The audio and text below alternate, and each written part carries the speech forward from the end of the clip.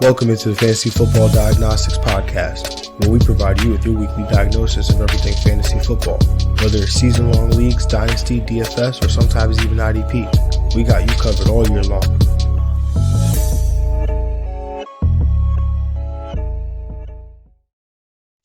Let's do it. Let's get to it. Welcome into the Fantasy Football Diagnostics Podcast. And of course, I'm your host, John June. And it is Wednesday, December 8th, not quite the 9th, where we would be celebrating the birthday of my co-host here, Greg Penniman. But, Greg, how we feeling today, man? Feeling real good.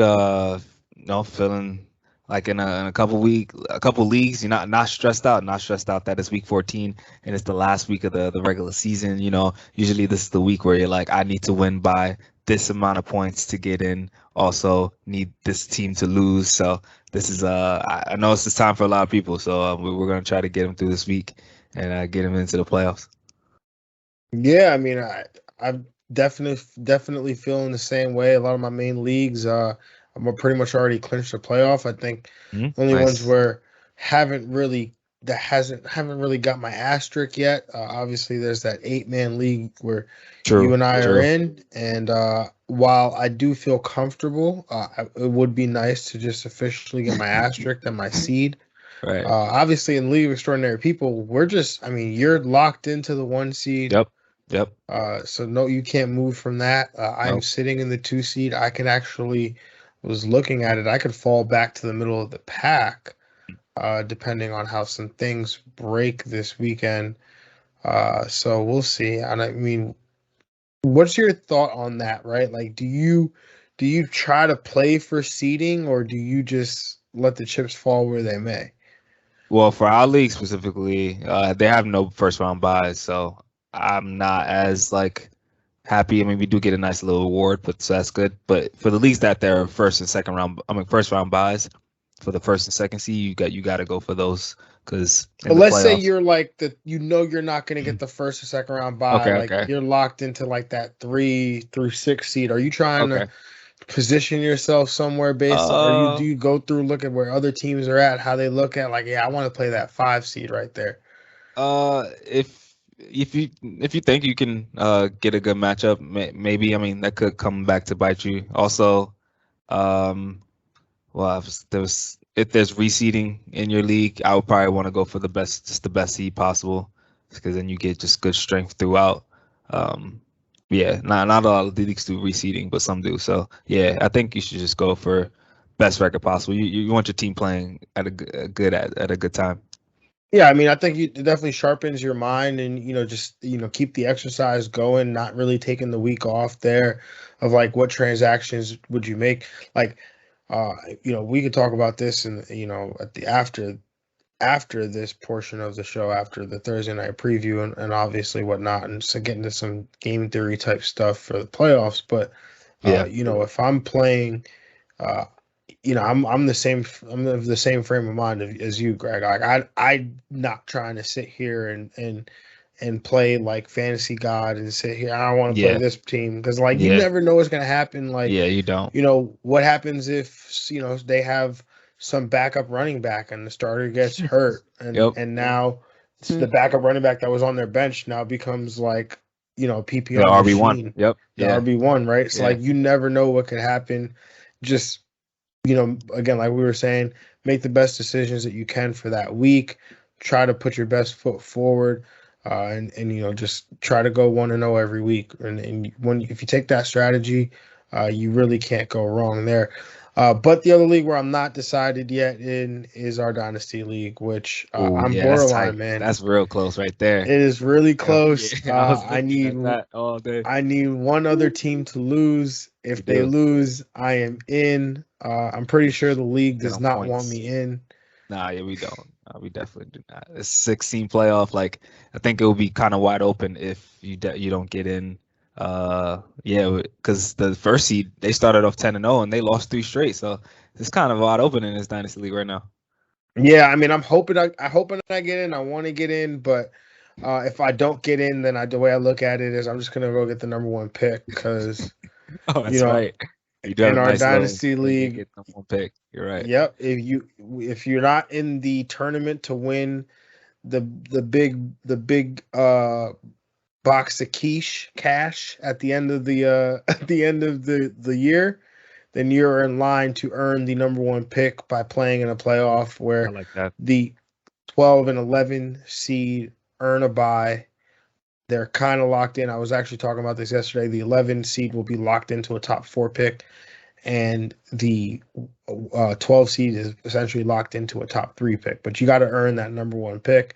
And me being a potential 7 seed could make my way through this bracket here and earn this number one pick. So definitely have my options, but my first option is to go to the playoffs because I definitely have to. I got to defend my title, man. I got to, I mean, I wasn't the Yeah, champion last year, but your finalist title. You got there. You got to the finals. yeah. I mean, this league knows no other way but to have me in the finals. Or a So, June too. That wins. Yeah, a June. or June winning. Yeah. That is Yep. definitely true since my brother won last year. But enough about this league. Let's talk about some streams of the week, Greg. And I know you're gonna bring some heat, man. Quarterback stream of the week, brother. What do you got?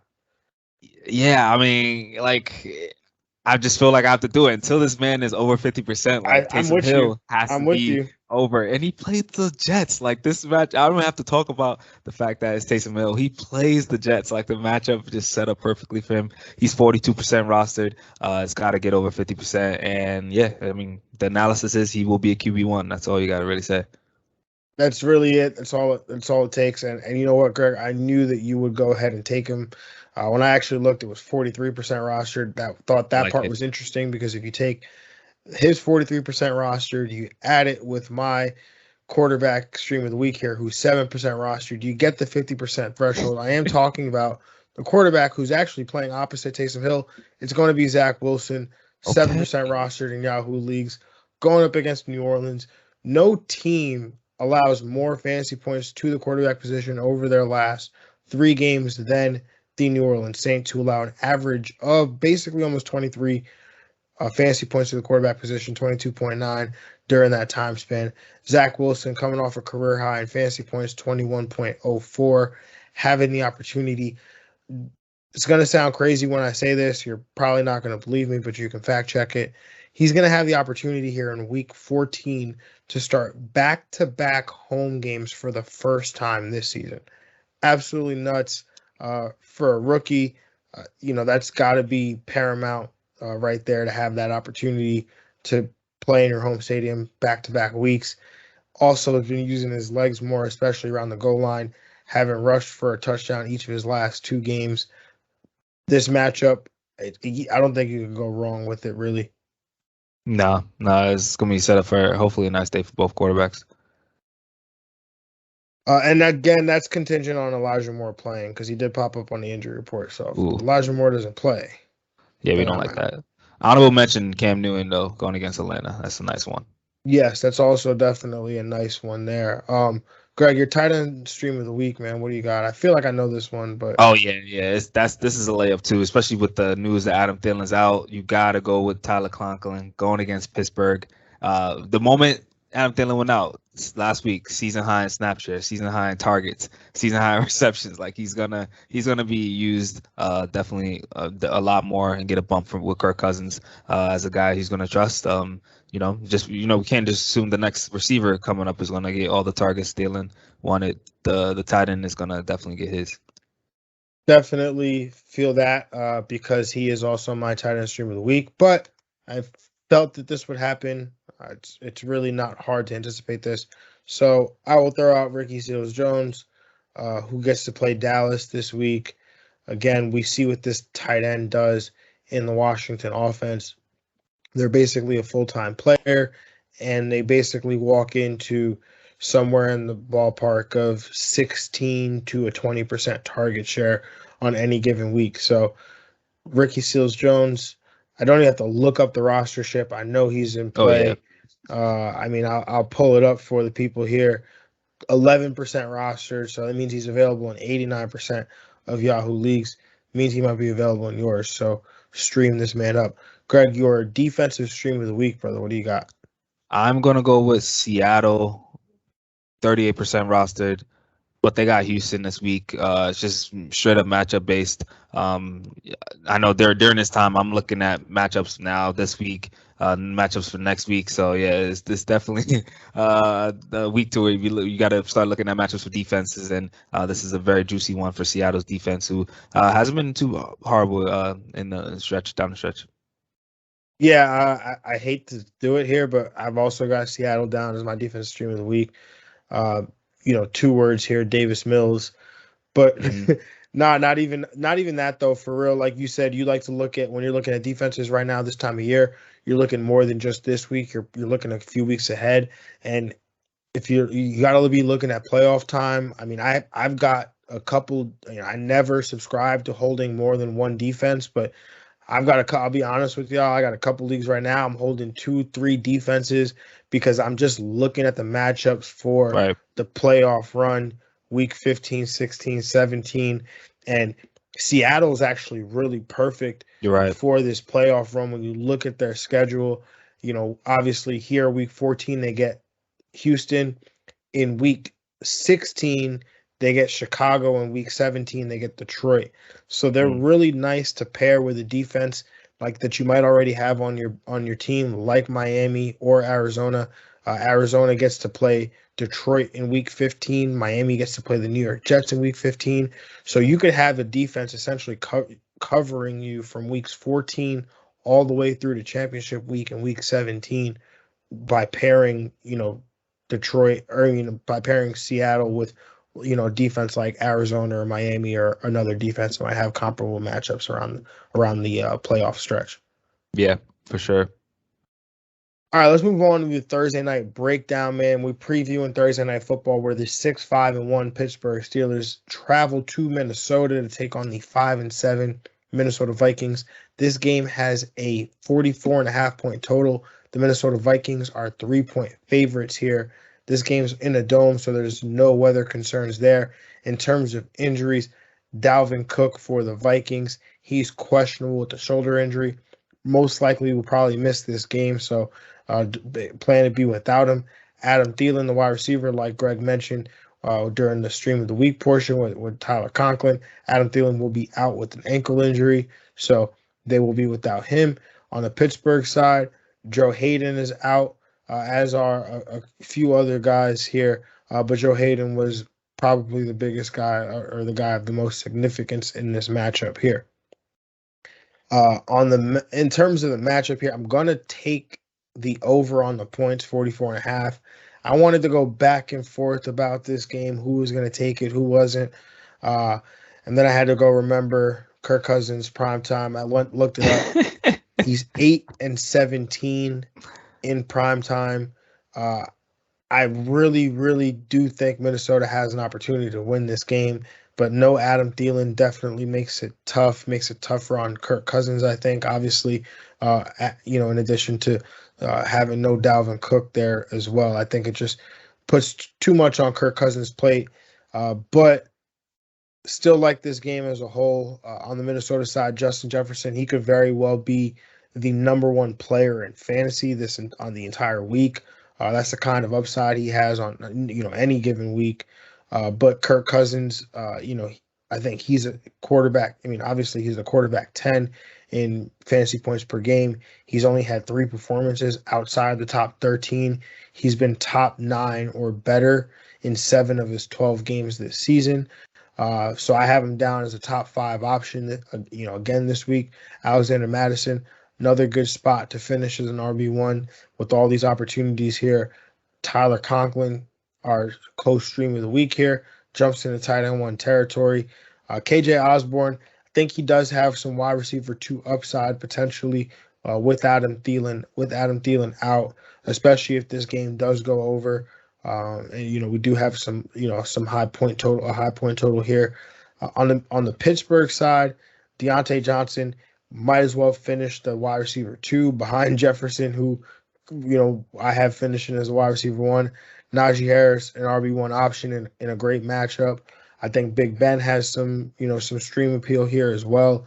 Chase Claypool, I think you can probably have a big week against a weak Minnesota secondary. And then Pat Freiermuth, he's been down, but I think he can bounce back in a game like this one where, again, expecting a decent amount of points. Yeah, I'm going to take the over. I'm gonna take Pittsburgh to cover, Pittsburgh to win. On Minnesota side, to agree with you with Kirk. He's what he's been finishing is right around. I have him like QB 10 to 12 range. Just a slight downgrade because Thielen is out, but yeah, he's finished outside the top 15 only once. He hasn't finished outside the top 15, and since week 9, he's been so hot. Dalvin Cook probably not going to go, so Alexander Madison is still that instant plug and play, low in RB1 for me. He's been money all year in relief for Dalvin Cook. Justin Jefferson has been a monster. He's getting over 100 yards receiving, over 140 yards receiving last 3 of the last 4 games. This man's been an absolute beast. So you got to play him as top 2 or 3. Tyler Conklin, we talked about him, should benefit, and KJ Osborne, the complementary pieces. KJ Osborne definitely got some top 30 upside in this matchup, especially if it's going to be high scoring for sure. On Pittsburgh side, Najee Harris, solid RB1. Deontay Johnson, safe wide receiver 1 play. Chase Claypool, I have him as a mid-tier wide receiver 2 in this matchup.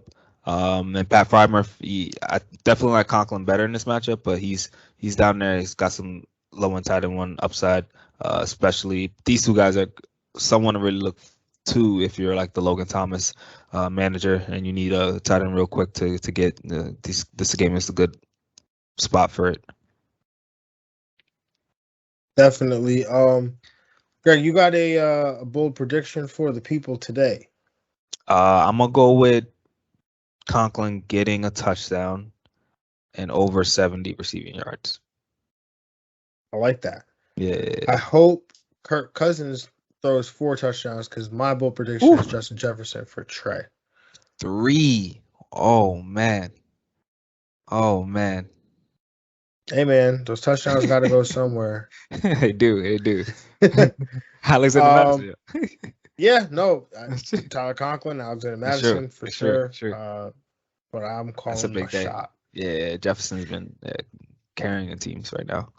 For sure, definitely. I mean, if you had Justin Jefferson, you probably were upset to start the year, but these last 5 weeks have been just absolutely phenomenal. So you gotta love what he's been doing there. Let's talk about some game theory stuff. We won't spend too much time on this segment, completely unplanned here, but I do want to talk about it because I do feel like it's definitely important. Some leagues have already kicked off playoffs. Some leagues are so sad if that is the case. Yeah, definitely sad if that's the case. But some leagues have also are starting playoffs next week. So with that being said, Greg, is there anything that you are doing, let's say you have the bye, which,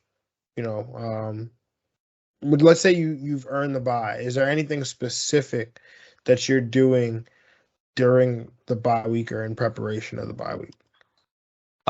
During the bye week, again, looking at matchups for defenses specifically, even kickers, if you're in that spot where you can kind of chase points there, if you can find a kicker in a dome or just a higher ranked kicker that's just been out there all year, and just people just haven't paid attention, you can just make that move. This is the last week of buys, so there won't be anyone you could just add for during the week. But if you see maybe someone coming off IR soon, someone got dropped, that's always a good time to make an ad during that bye week. Yeah, you definitely want to use the opportunity to stay flexible.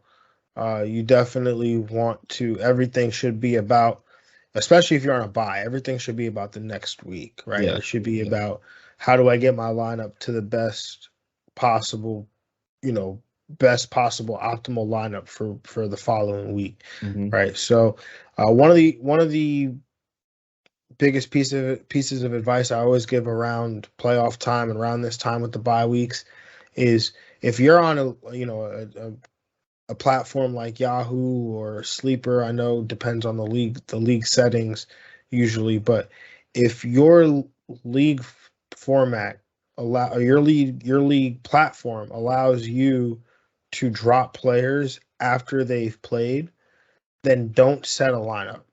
Like, do not set your lineup. I know you want to be able to check to see, oh, how did my team do, whatever, how'd they score, which other teams would I beat? Like, just take the calculator, do the math. Like in the long run, just don't set the lineup. It'll be better for you because you'll have, better flexibility. And people always ask, well, why would I want flexibility? Why would this matter? And I always give this example. A friend of mine had Calvin Ridley on his team. He had earned the first round bye, decided to, take my advice, bench his entire lineup. Calvin Ridley ends up breaking his foot. He was able mid-game to drop Calvin Ridley and pivot to another receiver who hadn't played yet without having to spend any fab, without having to do, spend any waiver priority. So just whatever, it's all about maintaining flexibility, and the bye has only relieved you of this stress of like, oh, I don't have to play, but it also allows you the flexibility to prepare a week early, and do things that other managers wouldn't be able to do, because typically another manager would just have Calvin Ridley in their lineup, and they would lose those. They would be out on the rest of that game that he played. But Greg, is there anything else that, like, maybe what about if you are in this position here in week 14 trying to get in? Like, is there anything that you're trying to do? Like, if you're in a win and get in situation, or you're in a, what do you do if it's maybe out of your control? If you need other people to lose, or you need to outscore another team by, X amount of points. Like, are you handling any of those situations a little bit differently? Not much different. I mean, I'm trying my hardest to really to get in. Maybe take more risk. Maybe you're probably not thinking full season long mode. You're probably maybe switching to a little DFS if you had a player that you were holding on to. It's not really time to hold on to people. If you got to make that drop to maybe get a matchup based player that can boom, you got to make that move this week and get a win. Yeah, I agree with that. Everything's about winning. There's no stashing anybody right now. You're not stashing anybody for anything. If that roster spot helps you to a win, and not just like, not just, hey, but if I have this player on my bench, like, I'm not starting them. Why does it matter if I don't drop them? But, well, like, what about your opponent? Does your opponent need a defense? Could they use an upgrade at kicker? Could they use an upgrade at quarterback?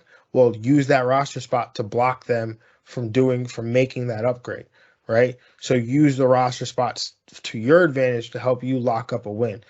One of the things that I know I've been thinking about as well is, if I'm in a league where the only way I can get in is by outscoring, I have to win, but also outscore another team by like 30 or 50 points. Like, I'm trying to hit a home run in my lineup.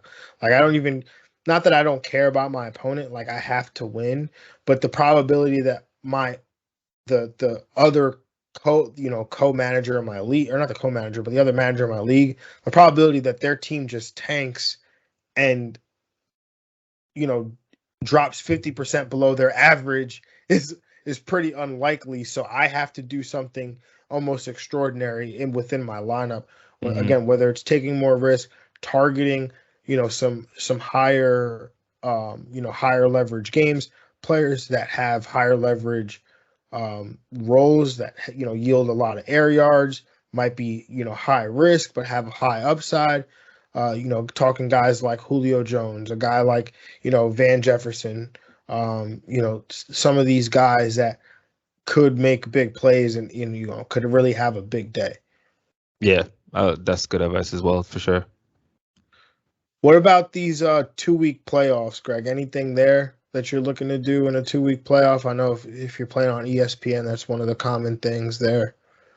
2-week playoff, I guess you're also kind of, while trying to win the week you're playing, also looking ahead. So you're kind of doing a mixture of both there. I guess kind of Yeah, mixture of both principles. Yeah, that's a good point, right? Like also have to look at week 16 or the week ahead to kind of see what could you do that week, or how could you potentially block your opponent if they have a bad matchup somewhere. One of the other things is uh, like we just talked about with if you're down to another opponent, another manager in your league in terms of points, you might have to hit some home runs. Well, if you're down after, by a significant amount of points 1 week after the 2 week playoff, and then you've got to take some risk. You got to go with a higher variance play.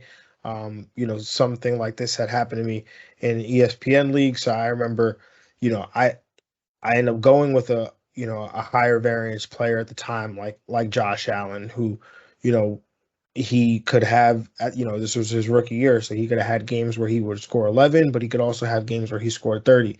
And I remember stacking him with a player who had, you know, a high A dot, and was always deep down the field, and Robert Frost, and that led to having those both those players ended up scoring a combined like 50 points and ended up closing the gap. I ultimately lost, but the process was essentially good process, which was like, hey, take some more risk in my lineup, whether that's via stacking or something like that.